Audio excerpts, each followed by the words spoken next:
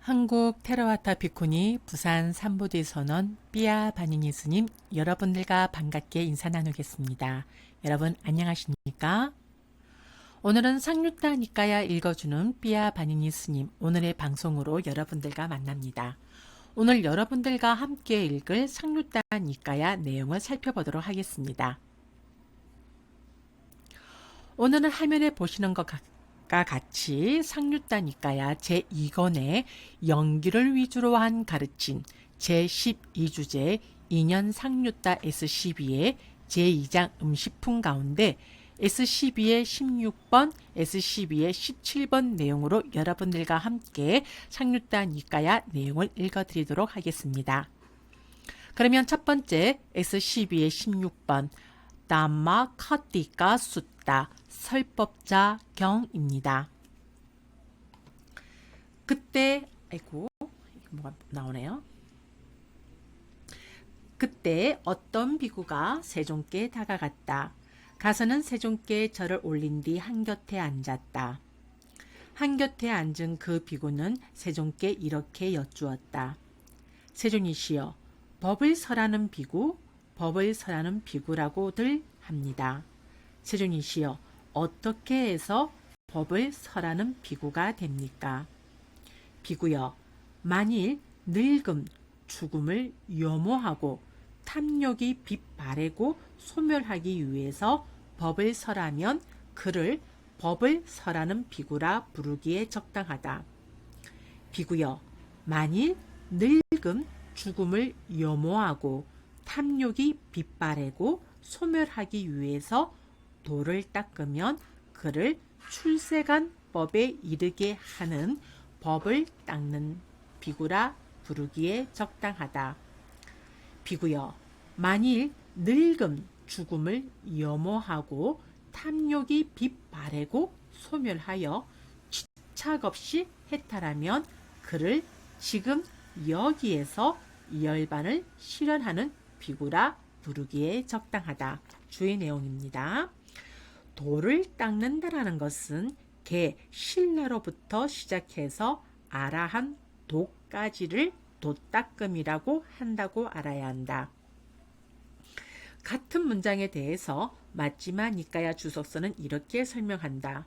소멸하기 위해서 돌을 닦는다라는 것은 아라한 도를 통해서 소멸하기 위해서 돌을 닦는다는 뜻이다. 그러나 아라한가를 증득했을 때에는 참으로 소멸되었다고 한다. 염호는 윗바사나를 뜻하고 탐욕의 빛바램은 돌을 뜻하고 소멸은 열반을 뜻한다. 출세간법에 이르게 하는 법을 닦는이라는 것은 출세간인 열반의 법을 따르는 법이 되는 도닦음을 닦는다 라는 말이다. 즉 열반이라는 출세간 법을 얻도록 하는 도닦음을 닦는 이라는 뜻으로 설명하고 있다. 출세간 법에 이르게 하는 법을 닦는 비구는 다름 아닌 유학, 세카, 예류자, 일례자, 불안자인 비구를 말한다. 집착 없이 해탈함이란 네 가지 집착, 감각적 욕망, 견해, 개와 어뢰의식, 자아에 대한 집착을 통해서 어떤 법도 집착하지 않고 해탈한 것을 말한다 라고 되어 있습니다. 자, 지금 여기에서 열반을 실현하는 것이라는 것은 뒷다, 담마, 니빠나, 빠따라는 것은 지금 여기에서 열반을 얻음을 말한다 라고 되어 있습니다. 이것은 아란 혹은 무악, 아세카의 경지를 드러내고 있다. 자, 다른 추석서에는 지금 여기를 이렇게 설명한다. 지금 여기 뒷다, 담마, 영어로는 now and here, 눈앞에 직접 보이는 현상을 말한다. 다시 복주서에서는 지금 여기 뒷다, 담마란 봄이라는 지혜를 통해서 얻어진 법이다. 여기서 감각기능의 대상이 아닌 선의 경지 등도 분명하게 드러나기 때문에 감각기능의 대상처럼 간주될 수가 있다. 그래서 지금 여기를 두고 눈앞에 직접 보이는 법이라고 했다라고 되어 있습니다. 자, 다시 본문의 내용입니다. 비구여, 만일 태어남을, 그 다음에 여기에서 만일 존재를, 만일 취착을, 만일 가래를, 만일 느낌을, 만일 감각 접촉을, 만일 여섯 감각 장소를, 만일 정신 물질을, 만일 아름아리를, 만일 의도적 행위를, 만일 무명을, 뒤에 중략된 내용들이 여기에서는 나타납니다. 염호하고 탐욕이 빗바래고 소멸하기 위해서 법을 설하면 그를 법을 설하는 비구라 부르기에 적당하다. 비구여, 만일 무명을 염호하고 탐욕이 빗바래고 소멸하기 위해서 돌을 닦으면 그를 출세간법에 이르게 닦는 법을 닦는 비구라 부르기에 적당하다. 비구여, 만일 무명을 염호하고 탐욕이 빗바래고 소멸하여 치착 없이 해탈하면 그를 지금 여기에서 열반을 실현하는 비구라 부르기에 적당하다.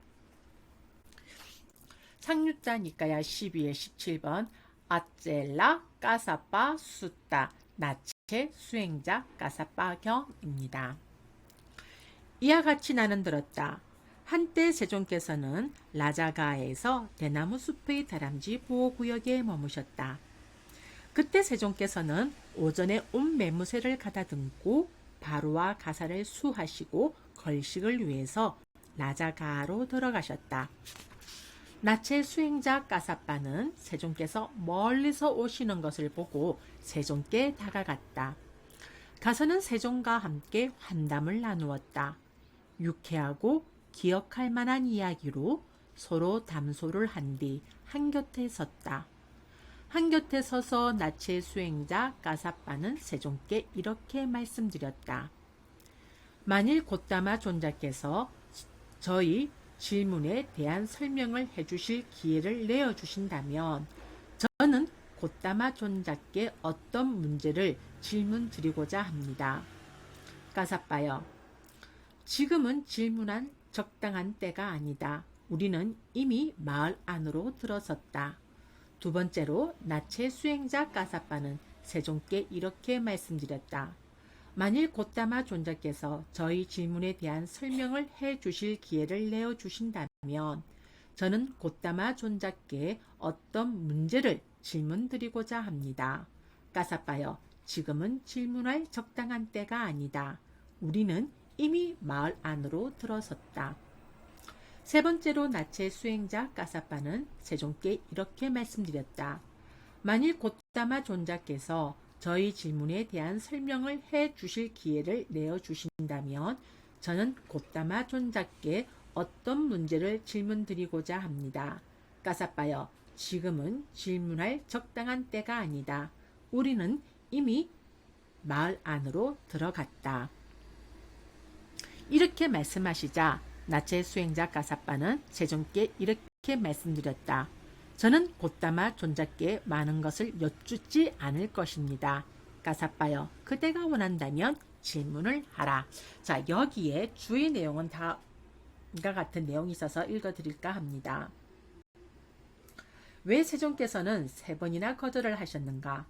존중하는 마음을 생기게 하기 위해서이다. 삿땡견에 빠진 자들은 즉시에 대답을 해주면 존중하지 않는다. 그러나 두세 번 거절하면 존중하게 된다. 그러면 그들은 듣고자 하고 믿음을 가지게 된다. 그리고 세종께서는 중생들의 지혜가 있게 하기 위해서 세 번을 요청하도록 하신다라고 되어 있습니다. 다시 본문으로 돌아갑니다. 곧다마 존자시여, 괴로움은 스스로가 만드는 것입니까? 까사빠여, 그렇지 않다. 곧다마 존자시여, 그러면 괴로움은 남이 만드는 것입니까? 까사빠여, 그렇지 않다. 곧다마 존자시여, 그러면 괴로움은 스스로가 만들기도 하고 남이 만들기도 하는 것입니까? 까사빠요. 그렇지 않다. 곧다마 존자시여. 그러면 괴로움은 스스로가 만드는 것도 아니고 남이 만드는 것도 아니고 우연히 생기는 것입니까? 까사빠요. 그렇지 않다. 곧다마 존자시여. 그러면 괴로움이란 없습니까? 까사빠요. 괴로움은 없는 것이 아니다. 까사빠요. 괴로움은 있다. 그렇다면 곧다마 존자는 괴로움을 알지 못하고 보지 못합니까? 까사빠요. 나는 괴로움을 알지 못하고 보지 못하는 것이 아니다. 까사빠요. 나는 참으로 괴로움을 안다. 까사빠요. 참으로 나는 괴로움을 본다. 그런데 제가 곧다마 존자시여 괴로움은 스스로가 만드는 것입니까? 라고 여쭈면 까사빠요. 그렇지 않다라고 대답하시고 제가 곧다마 존자시여 그러면 괴로움은 남이 만드는 것입니까? 라고 여쭈면 까사빠요. 그렇지 않다라고 대답하시고 제가 곧다마 존자시여 그러면 괴로움은 스스로가 만들기도 하고 남이 만들기도 하는 것입니까? 라고 여쭈면 까사빠요. 그렇지 않다라고 대답하시고 제가 곧다마 존자시여 그러면 괴로움은 스스로가 만드는 것도 아니고 남이 만드는 것도 아니고 우연히 생기는 것입니까? 라고 여쭈면 까사빠요. 그렇지 않다라고 대답하시고 제가 곧다마 존자시여 그러면 괴로움이란 없습니까? 라고 여쭈면 까사빠요. 괴로움은 없는 것이 아니다. 까사빠요. 괴로움은 있다라고 대답하시고 제가 그렇다면 곧다마 존자는 괴로움을 알지 못하고 보지 못합니까? 라고 여쭈면 까사빠요. 나는 괴로움을 알지 못하고 보지 못하는 것이 아니다. 아니다. 까사빠요. 나는 참으로 괴로움을 안다. 까사빠요. 나는 참으로 괴로움을 본다라고 대답하십니다. 세존이시여. 세존께서는 부디 제게 괴로움에 대해서 설명해 주십시오. 세존이시여. 세존께서는 부디 제게 괴로움에 대해서 가르쳐 주십시오. 자, 여기에서는 지금 주의 내용을 보면 영속론자들, 상견론자들, 단멸론자들, 일부 영속론자들 대한 그 삿된 견해 그리고 우연 발생론자들 이러한 자들의 삿된 견해에 대한 내용들에 대한 질문을 하고 있는 것이라고 되어 있습니다. 자, 그러면 다시 본문의 내용입니다. 까사빠여. 그가 짓고 그가 그 가부를 경험한다고 한다면 처음부터 존재했던 괴로움을 상정하여 괴로움은 스스로가 짓는다라고 주장하는 것이 되어 이것은 상견에 떨어지고 만다.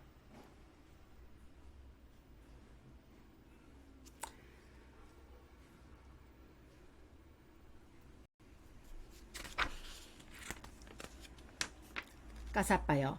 다른 사람이 짓고 다른 사람이 그 가보를 경험한다고 하면 느낌에 압도된 자가 괴로움은 남이 짓는다라고 주장하는 것이 되어 이것은 단견에 떨어지고 만다. 까사빠여. 이러한 양극단을 의지하지 않고 중간에 의해서 열애는 법을 설한다. 무명을 조건으로 의도적 행위들을 조건으로 아르마리가 그 다음 12연계 내용이 나오는 것이죠. 이와 같이 전체 괴로움의 무더기가 발생한다. 그러나 무명이 남김없이 빗발하여 소멸하기 때문에 의도적 행위들이 소멸하고 의도적 행위들이 소멸하기 때문에 아름아리가 소멸하고 12연계의 나머지 내용들이 또 중략되어 있습니다. 이와 같이 전체 괴로움의 무더기가 소멸한다. 이렇게 말씀하시자 나체 수행자 까사빠는 세존께 이렇게 말씀드렸다. 경이롭습니다. 세존이시여. 경이롭습니다. 세존이시여. 마치 넘어진 자를 일으켜 세우시듯 덮여 있는 것을 걷어내 보이시듯 방향을 잃어버린 자에게 길을 가리켜 주시듯 눈 있는 자 형색을 보라고 어둠 속에서 등불을 비춰 주시듯 세존께서는 여러 가지 방편으로 법을 설해 주셨습니다. 저는 이제 세존께 기회하옵고 법과 비구 승가에 기회합니다. 세존이시여, 저는 세존의 곁에 출가하여 구족계를 받고자 합니다. 까사빠여, 전에 외도였던 자가 이 법과 율에 출가하여 구족계 받기를 원하면 그는 넉 달의 견습 기간을 거쳐야 한다. 넉 달이 지나고 비구들이 동의하면 출가하게 되어 비구가 되는 구족계를 받게 한다. 물론 여기에 개인마다 차이가 있음을 나는 인정한다.